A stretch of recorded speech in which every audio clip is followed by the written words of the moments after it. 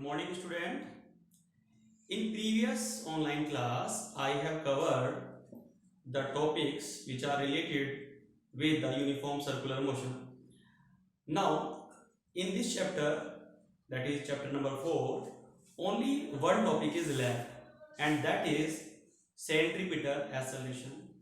Actually, you have heard earlier also this term that while an object is moving in a circuit, then or while an object is in a uniform circular motion, then an acceleration acts on the body which is along the radius of the circular path and directed towards the center of the circle, and that acceleration is known as centripetal acceleration.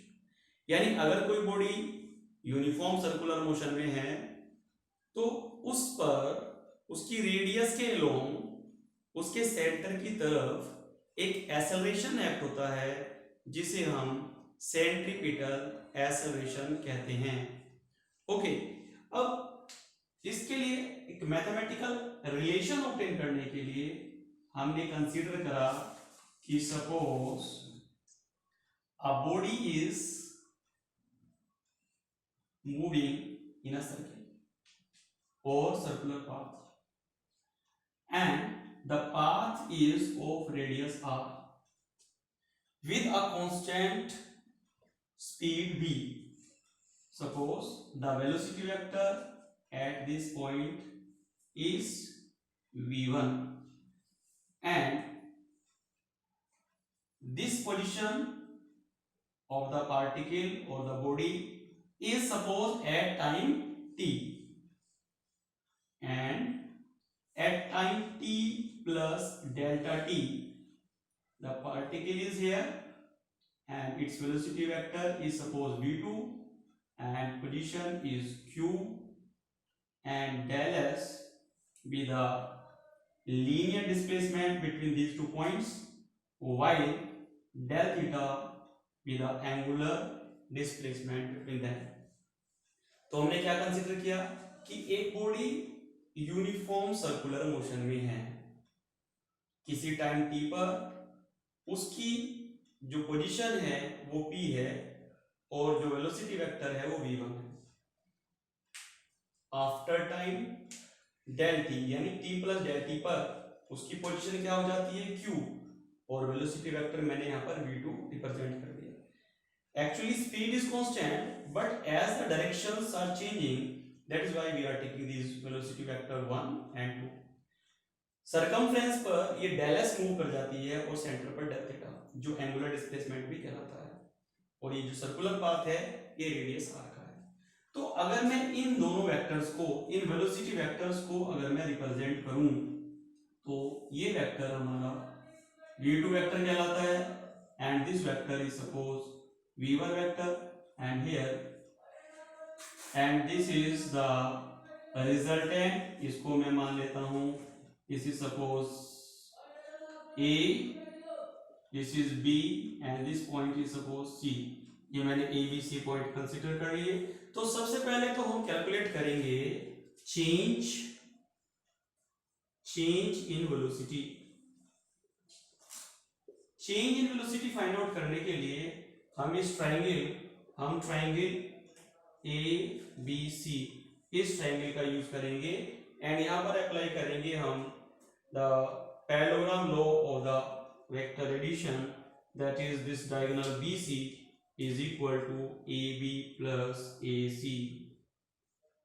ठीक है, it is okay.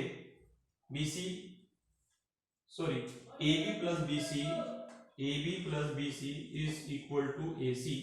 Now the value of BC will be written as AC minus AB. Okay, AC क्या है? AC है vector V2 और AB है vector V1. तो BC is equal to V2 minus V1 which may be written as del V. यानी del V क्या है यहाँ पर? Change in the velocity. ये तो ये हो गया.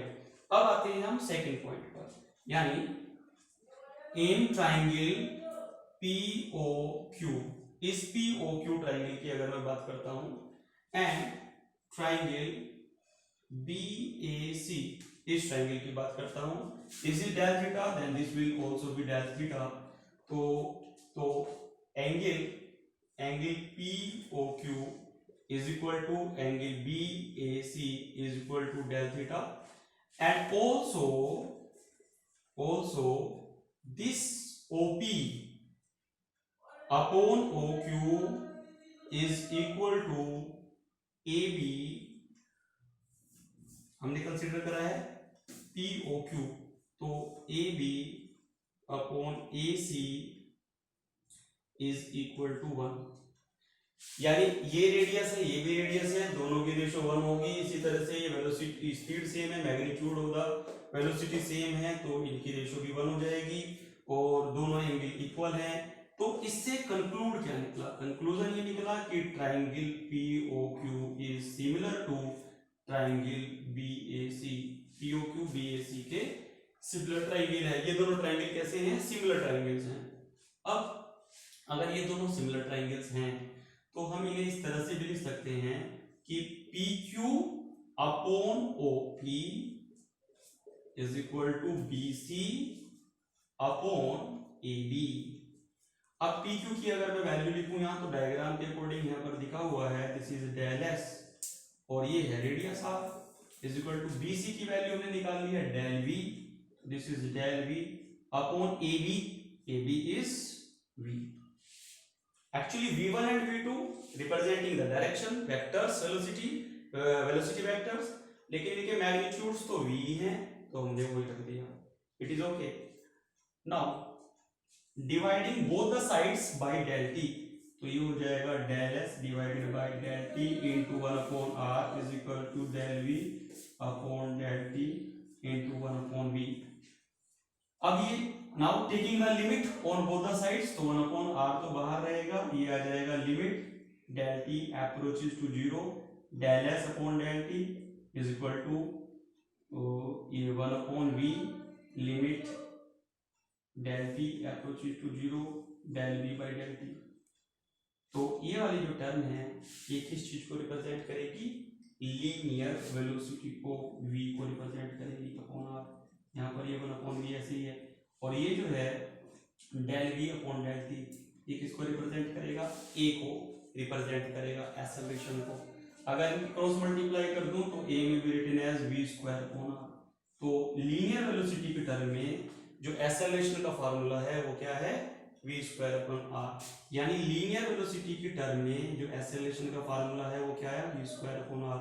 तो this is the centripetal acceleration. मैं एक बार फिर से इसे एक्सप्लेन कर देता हूं कि हमने सबसे पहले क्या किया, हमने पहले इन दोनों वेलोसिटी वेक्टर्स को लेकर change in the velocity find out करी। वो कैसे करेंगे आप ये देख लीजिए, ये ट्रायंगुलर लो यहां पर अप्लाई करा, ये वेक्टर और ये वेक्टर, और ये रिजल्टेंट को रिप्रेजेंट कर रहा है। तो इन दोनों का सम BC, ये BC प्लस AB किसके इक्वल हो जाएगा? AC के इक्वल हो जाएगा। इससे BC फाइंड आउट कर दिया जो V2 माइनस V1 के बराबर है, यानी डेल V के इक्वल है। उसके बाद हमने क्या किया? उसके बाद हमने इस ट्रायंगल को इस ट्रायंगल के सिमिलर प्रूव करा, जिसमें क्या है? एक एंगल कॉमन है, दूसरा इन दोनों साइड की रेशो, और इन दोनों साइड की रेशो क्या है? यूनिटी है। तो अगर ये दो प्रॉपर्टी मैच करती हैं तो सिमिलर ट्रायंगल्स होते हैं। तो ये दोनों ट्रायंगल सिमिलर ट्रायंगल हो गए।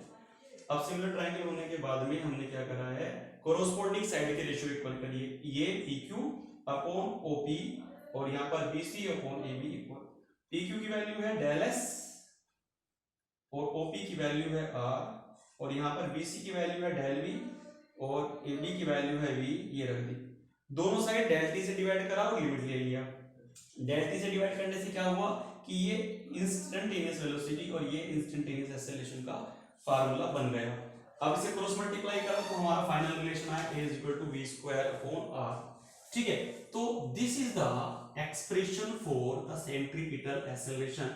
ये सेंट्रीपिटल एक्सेलरेशन के लिए एक्सप्रेशन हुआ। अब अगर हम बात करते हैं कि because we know that V is equal to R omega, यानी एंगुलर वेलोसिटी के टर्म में अगर इस फार्मूले को हम ऑब्टेन करते हैं तो V is equal to R omega होता है। यहाँ V की जगह अगर पुट कर दूं तो A इज इक्वल टू हो जाएगा R ओमेगा का whole square divided by R। अब इसको स्क्वायर करते हैं तो ये हो गया R square omega square upon R, R से आर कैंसिल हुआ तो ए की वैल्यू आ गई आर ओमेगा स्क्वायर, तो a is equal to r omega square या a is equal to v square upon r. तो in terms of linear velocity centripetal acceleration is v square upon r, in terms of angular velocity it is r omega square. अब अगर हम बात करें इसकी direction की, तो centripetal acceleration is directed along the radius towards the center of the circular path, यानी इसकी डायरेक्शन क्या होगी, डायरेक्शन जो इसकी होगी, डायरेक्शन जो होगी along the radius towards the center of circle, यानी जिस भी सर्कुलर पाथ में वो मूव कर रहा हो उसके सेंटर की तरफ इसकी डायरेक्शन होगी। तो इस तरह से ये this is our last topic, I have completed this one. यही तक हमारा मतलब ये चैप्टर था। Now this chapter is complete.